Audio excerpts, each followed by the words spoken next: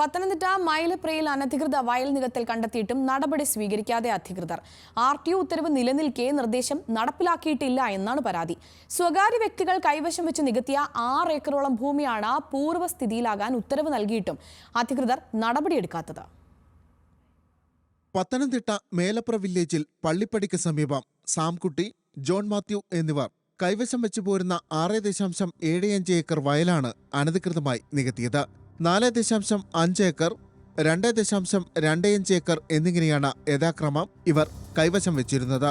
2008 കേരള നെൽവയൽ തണ്ണീർത്തട നിയമം ലംഘിച്ചു എന്നാണ് പരാതിയിൽ ചൂണ്ടിക്കാണിക്കുന്നത്. 2011 മേലപ്ര സ്വദേശിയായ പെണ്ണമ്മ വർഗീസിന്റെ പരാതിയിലാണ് സ്ഥലം RTO നികത്തിയ വയൽ പൂർവ്വസ്ഥിതിയിലാക്കാൻ ആദ്യമായി ഉത്തരവിടുന്നത്.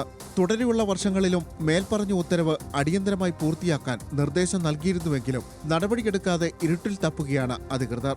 ഈ കോടതി നടപടികൾക്ക് ശേഷം പോലും അത്തരത്തിലുള്ള നിരോധന ഉത്തരവ് പിൻവലിക്കാൻ സാധിക്കില്ല എന്ന് കാണിച്ചുകൊണ്ട് വില്ലേജ് ഓഫീസർക്ക് കത്ത് നൽകിയതിൻ്റെയും കോപ്പി നമ്മുടെ കയ്യിൽ ലഭ്യമാണ്.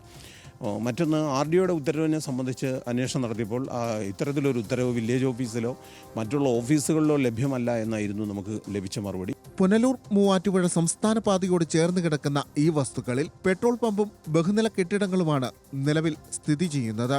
റോഡിൻ്റെ ഇടത് ഭാഗത്തായിട്ട് 2 ഏക്കർ 21 സെൻറ്റ് വസ്തു നികത്തി അനധികൃതമായി അവിടെ പെട്രോൾ പമ്പ് അടക്കമുള്ളവ സ്ഥാപിച്ചിട്ടുണ്ട്. ഈ പെട്രോൾ പമ്പിന് ലൈസൻസ് എന്ത് മാനദണ്ഡം പാലിച്ചുകൊണ്ടാണ് കൊടുത്തതെന്ന് നമുക്ക് മനസ്സിലാവുന്നില്ല. ഉത്തരവ് നടപ്പാക്കാത്തത് എന്തുകൊണ്ടെന്ന ചോദ്യത്തിന് മറ്റു റവന്യൂ സ്ഥാപനങ്ങളെ ഉദ്യോഗസ്ഥർ പഴിചാരും. സർക്കാർ നേരിടുന്ന സാമ്പത്തിക അസമത്വവും ചില ഉദ്യോഗസ്ഥർ കാരണമായി ഉന്നയിക്കുന്നുണ്ട്.